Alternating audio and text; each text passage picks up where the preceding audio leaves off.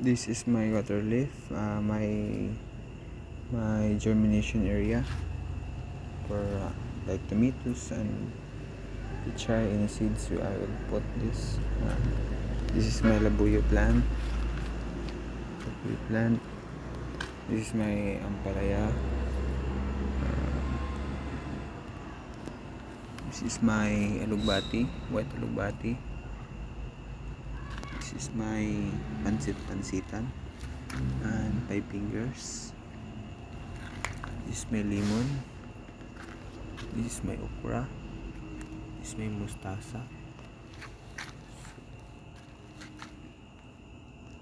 So this is my mustasa and labuyo.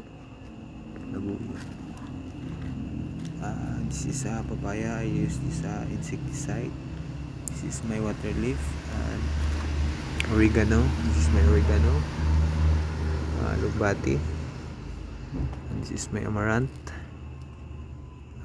Use the methods to make more steam. This is my red beans, red suki beans. This is my black beans. Another is labuyo or labuyo sili. My ampalaya is growing bigger. So this is my red beans. This is now my string beans. This is my alugbati, red alugbati or Malabar peanuts. String beans. This is a good quality of string beans. My mustasa, 5 fingers. My purslane also.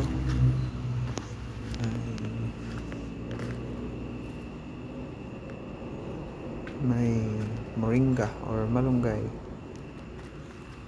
This is my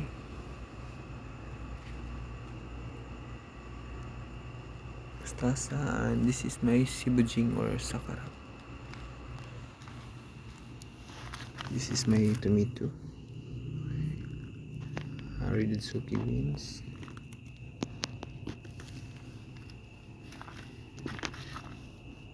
This is my tanglad.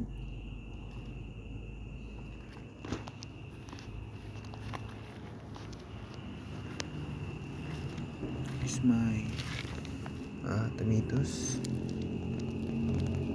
And this is my kangkong.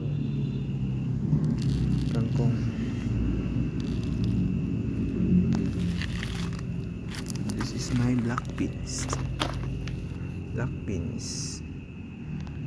I cut the major apex to make to allow the plant make more apex and build more roots. This is the other one. Other tomatoes. I planted more string beans.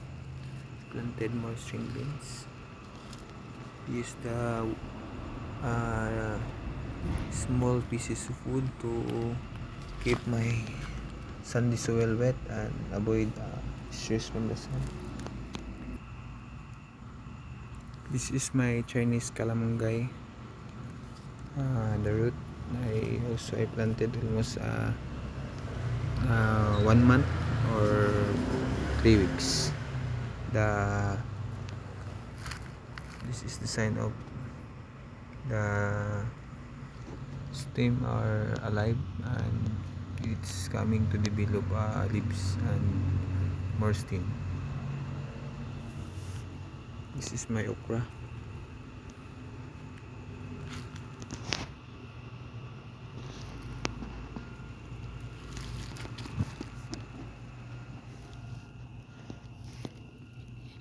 This is my mustasa. I harvest it using this. I cut not in the top to make more roots, and sometimes I look at this area.